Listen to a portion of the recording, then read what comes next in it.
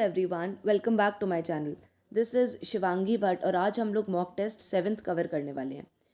तो let's talk about adventure training. Adventure training क्या है? तो एडवेंचर ट्रेनिंग ये ट्रेनिंग होती है जो यूथ या कैडेट्स को दी जाती है, जिनसे कैडेट्स में लीडरशिप, सेल्फ कॉन्फिडेंस और टीम स्पिरिट की फीलिंग आए। Types of parasailing. तो पहला है आपका विंच बोर्ड पैरासेलिंग। इस पैरासेलिंग में जो असेंट और डिसेंट मतलब उतरना और ऊपर चढ़ना जो है पैरासेलिंग का, वो आपका बोट से ही लिया जाता है। मतलब बोट से ही ऊपर चढ़ाया जाता है और बोट से ही उसको नीचे लाया जाता है। जो बोट है सी में वो वेल इक्विप्ड होती है पैरासेलिंग इक्विपमेंट्स के साथ। बीच पैरासेलिंग। बीच आपका मेन ग्राउंड होता है असेंड और डिसेंड के लिए एक पैरासेलिंग के पर्सन के लिए। प्लेटफॉर्म पैरासेलिंग, ये आपका पैरासेलिंग होती है जिसमें एक इंसान विंड के अंडर फ्लाई करता है, जो आपका 5 to 15 MPH ठीक है के अंडर होती हैं आपकी विंड वेव्स। और रफ ओशन मतलब ओशन में नहीं होता, नॉर्मल प्लेन्स में होता है आपका। ठीक है, और वेदर पुअर कंडीशंस अगर होती हैं कुछ ज़्यादा तो भैया वो चीज़ देखी जाती है। Safety tip advised by parasail safety council. पहला है आपका लाइसेंसिंग। आप एक मतलब ऑथराइज पर्सन होने चाहिए जो आपको ट्रेनिंग दे रहा है या जो आपको लेके जा रहा है। Established operators. हाई विंड्स, आपको अवॉइड करना चाहिए पैरासेलिंग इन हाई विंड कंडीशंस। विजिबिलिटी, कभी भी आपको रेन या फॉग में अप्रोचिंग स्ट्रॉम में नहीं जाना चाहिए पैरासेलिंग की तरफ। Passenger age and weight restrictions. Parasailing उन लोगों से रिकमेंड नहीं किया जाता है जो 16 की एज से ऊपर होते हैं या जो आपका 300 LBS का वेट ओवर मतलब ज़्यादा उनका होता है टोटल इतने वेट से। स्लिदरिंग क्या होती है? जो आपका लिटरल डेफिनेशन है वर्ड स्लिदरिंग का, इसका मतलब होता है या तो स्लाइड या तो ग्लाइड करना लाइक अ रेप्टाइल। ठीक है, तो इसको मतलब बेटर तरीके से एक्सप्लेन किया जाता है like descending from a height. और इसको बोला जाता है फास्ट रोपिंग भी इसको बोला जाता है। फास्ट रोपिंग को हम लोग फास्ट रोप इंसर्शन एक्सट्रैक्शन सिस्टम फ्राइज के नाम से भी जानते हैं। ये एक ऐसी टेक्निक है जिससे असेंड किया जाता है through a thick rope. It is useful for deploying troops from helicopter in places where helicopter itself can not touch the ground.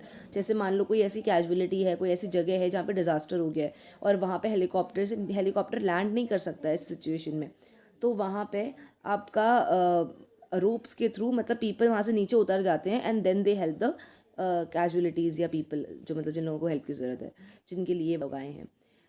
Equipments for slithering, rope, gloves, helmets and knee pads.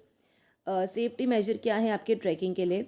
अपना मतलब आप adventure activity या trip में जाने से पहले, ठीक है, वेदर फोरकास्ट पढ़ना बहुत इंपॉर्टेंट होता है उस एरिया का।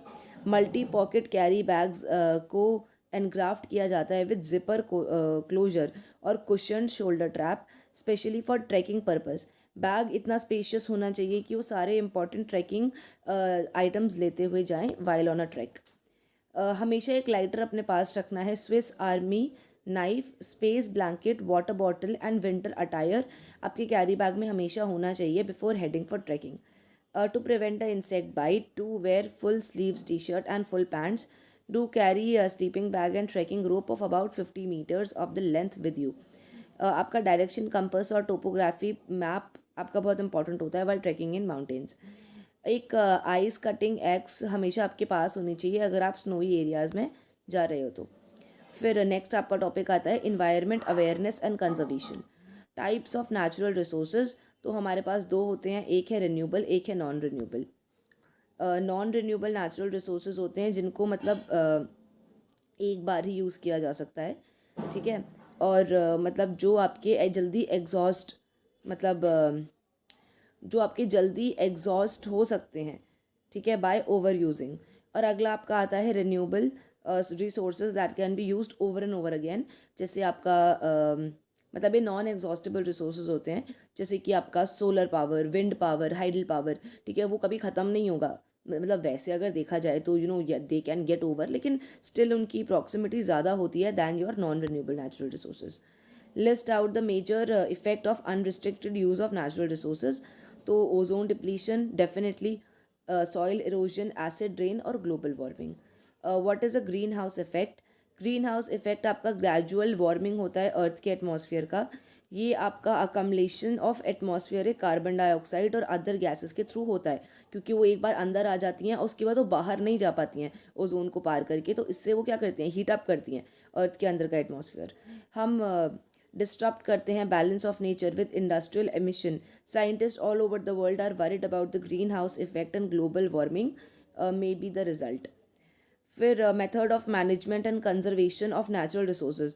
तो मेथड्स क्या हैं आपके मैनेजमेंट और कंजर्वेशन के? तो पहला हो गया आपका water harvesting, afforestation, proper waste management, greater use of renewable sources, avoid wastage, monitoring and control, increased energy and efficiency. Types of pollution कौन से होते हैं? Soil pollution, air pollution, water pollution and sound pollution. तो आज की video में बस इतना ही था। मिलते हैं नेक्स्ट मॉक टेस्ट के साथ। और कोई आपके पास डाउट, कमेंट, क्वेरीज कुछ भी हो, you can ask in the Telegram group, link description में गिवन है। And thank you. जय हिंद, टेक केयर।